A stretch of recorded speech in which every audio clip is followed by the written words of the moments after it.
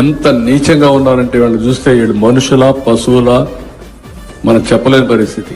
అంటే ఏమనుకుంటున్నారు మీరు? సోషల్ మీడియా ఉందని మీ ఇష్టానుసారంగా వాగితే మీ సమాధానం వాళ్ళన్నిటికీ. అలాంటి వాళ్ళని ఏం చేయాలో పగడ్బందీగా ఆలోచిస్తాం.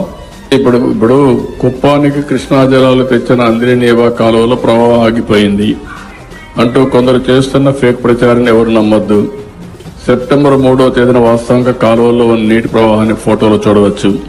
పల్లమనేరు, కుప్పం, అసెంబ్లీ నియోజకవర్గాలు 110 చెరువులు నింపడానికి ప్రభుత్వం కృత నిశ్చయంతో ఉంది.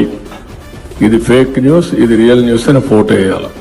ఇది మా పని చేయాలన్నా ఇలాంటి తప్పుడు రాజకీయాల మీద అనునిత్యం వివరణ ఇవ్వాలన్నా.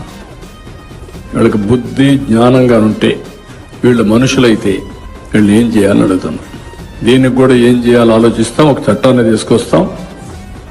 ప్రతి ఒక్కరు కూడా వాక్ స్వాతంత్రం ఉంది, రాసే స్వేచ్ఛ ఉంది, సోషల్ మీడియా ఉంది, ఏదైనా పెడతాం, పేటీఎం బ్యాచ్ ఉంది, డబ్బులు ఇస్తారు కాబట్టి మేము పెడతామంటే మాత్రం కుదరదు.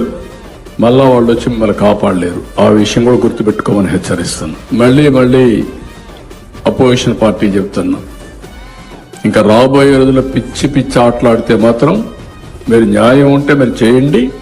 మీరు చెప్పిన మాట సమర్థించుకునే పరిస్థితిలో కూడా మీరు ఉండాలి. అంతేకాకుండా గుడ్డ కాల్చి ముఖాన్ని బారేసి మీరు తుడుచుకోండి అంటే మాత్రం కుదరదు. అవన్నీ ఆ విషయం గుర్తుపెట్టుకోవాల్సిన హెచ్చరిస్తున్నాం.